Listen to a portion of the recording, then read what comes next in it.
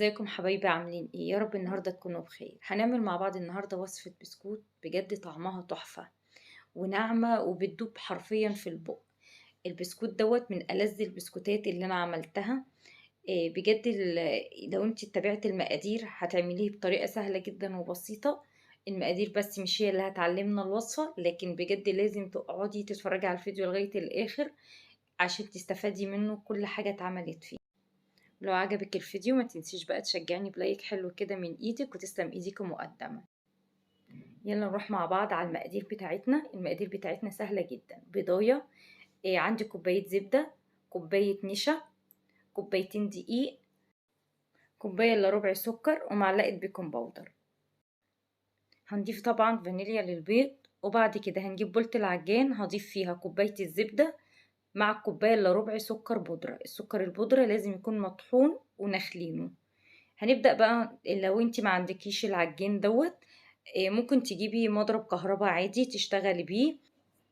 بحاول اخد الجوانب كده بالشكل دوت بتاعت الزبدة بالسكر عشان كل الخليط يندمج معايا كويس. يعني نفضل مشغلين العجان لمدة 10 دقايق لغاية طبعا ما الزبدة تندمج كويس جدا مع السكر. بعد كده بكون مجهزة البيضة، وبعد كده نحطها بالفانيليا بتاعتها. هنضرب برضو لغاية ما البضاية يعني تختفي خالص. بصوا بقيت بالشكل دوت معايا. بلم برضو الجوانب بتاعة العجين بالشكل ده. وبعد كده بجيب كوباية النشا وهنضيف عليهم كوبايتين الدقيق اللي احنا نخلينهم وحطينا عليهم معلقة البيكنج باودر. هنضيفهم بالشكل دوت. وبرضو طبعا لو انت مش متوفر عندك العجان، طبعا لو انت هتضربي بمضرب كهرباء عادي، طبعا في الخطوة ديت حاولي على قد ما انت تقدري تضربي، يعني مجرد ما الخليط يندمج معاكي تبداي تعجني بايديكي. بصوا في اول حاجة انا سايبه لكم المراحل بتاعته. الخليط بيبدأ يعمل زي حبوب الرمل، وبعد كده بيبدأ يلم بالشكل ده معايا. بصوا العجينة بقت بجد تحفة. المقادير دي مظبوطة جدا، ما تزوديش اي حاجة عن المقادير اللي انا قلتها. ده قوام العجينة المظبوط معانا. خدت العجينة من العجان بالشكل دوت ولميتها كده. هبدأ بقى اقسم العجينة بتاعتي لجزئين، وبعد كده هبدأ ألمها بالشكل دوت. هنفرد اول جزء كده. بصوا هاخد اول جزء كده بالشكل دوت. انا بوريكم المكنة دي متوفرة في الاسواق كتيرة. بجد المكنة دي حلوة جدا وبتطلع الاشكال حلوة. في ناس بتبقى موجودة عندها متبقاش عارفة ان هي تستعملها ازاي. انا اعرفك ازاي تستعمليها. بصوا دي الاشكال بتاعتها بتبقى فيها كذا شكل.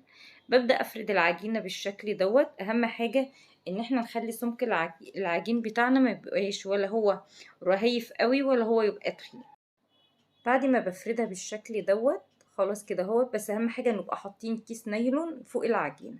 بصوا ده وش المكنة. بنجيب بقى الاشكال بتاعتها، بنبدأ نضغطها بالشكل دوت. في عبارة عن وردة صغيرة انا بلف البقرة بتاعتها لفة بسيطة فهي بتربط معايا.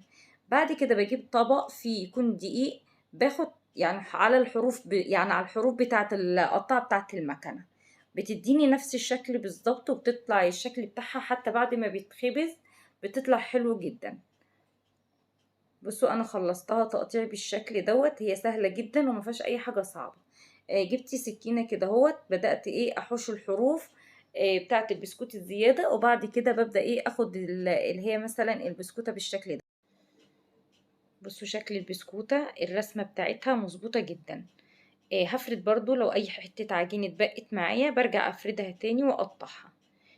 اهم حاجة ان احنا بنبقى حاطين القطاعة في شوية دقيق كده هوت. ما بنكترش الدقيق عشان تطلع البسكوتة بتاعتنا مظبوطة. بصوا بجد واخدة الرسمة بتاعتها جميلة جدا. هخلص كل الكمية وبعد كده هنخبزها مع بعض. بصوا انا خلصت الكمية بتاعت البسكوت بتاعتي قطعتها بالشكل دوت. بيقعد عندي في الفرن من ربع ساعة، يعني ممكن من 10 دقايق لربع ساعة. بيطلع عندي باللون الذهبي الحلو ده اللي احنا شايفينه. بصوا واخد التسوية المظبوطة. لو انت حباه ان هو يبقى محمر شوية عن كده ممكن تزودي درجة الحرارة. أنا خبزت كل الكمية بالشكل دوّة، الكوبايتين الدقيق عملوا معايا المقدار دوّة، بُصّوا قد إيه كمية، يعني كمية حلوة جدًا من كوبايتين دقيق، والبسكوتة طالعة بجد معايا تحفة، والرسمة بتاعتها مضبوطة جدًا ما فيش أي حاجة فيها اختلفت.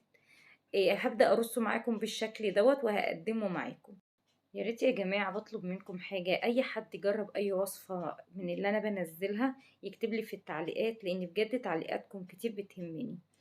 يا ريت يكون فيديو النهاردة تكونوا استفدتوا منه ويكون عجبكم. اللي يعجبه الفيديو ما ينساش يحط اللايك والاشتراك ويفعل الجرس. استنوني الفيديو القادم. باي باي.